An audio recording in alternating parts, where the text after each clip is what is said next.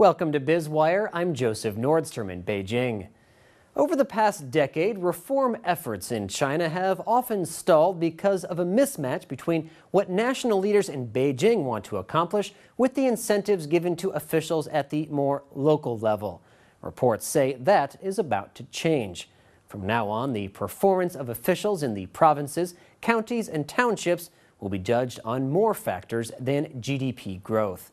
In the past, this focus has led to environmental disasters, industrial overcapacity, and an out-of-control debt problem that Beijing hopes to clean up.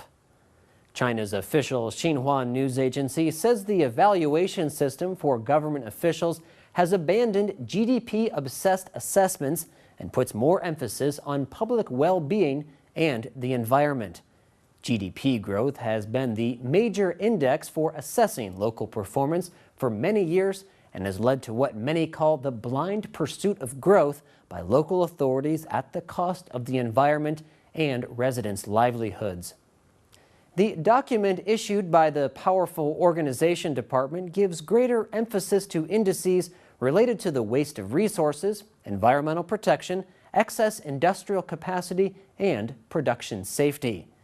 The typically opaque organization department says valuation of scientific innovation, education, culture, employment, social insurance, and health should all be encouraged.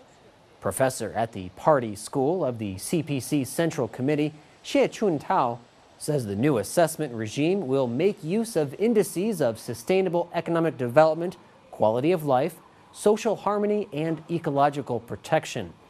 The circular echoes a key reform decision made by the CPC Central Committee last month, part of which vowed to improve the evaluation system.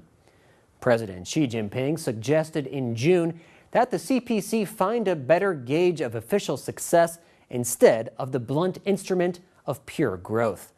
The new rules supposedly do exactly that, detail evaluation criteria that hit at the heart of one of many problems facing China in its quest for revitalization.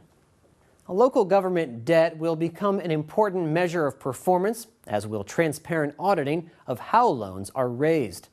Figures provided by the National Audit Office show debts of well over $600 billion was owed by 36 local governments at the end of 2012, up 13% from 2010. An audit thought to be more comprehensive of current debt has not yet been released. The new regulation hopes to curtail the habit of raising large amounts of debt to develop what are considered vanity projects. Experiments at reforming the evaluation system have been underway for several years. For example, after decades of double-digit GDP growth in South China's economic hub of Guangdong, in 2008 the system was transformed by reducing the weighting of economic growth to 30%. Last week, top officials met for the Central Economic Work Conference and talked about the need for improving the quality of growth rather than just the headline number. And these efforts at sustainability are hoping to put China on a more secure, long-term footing.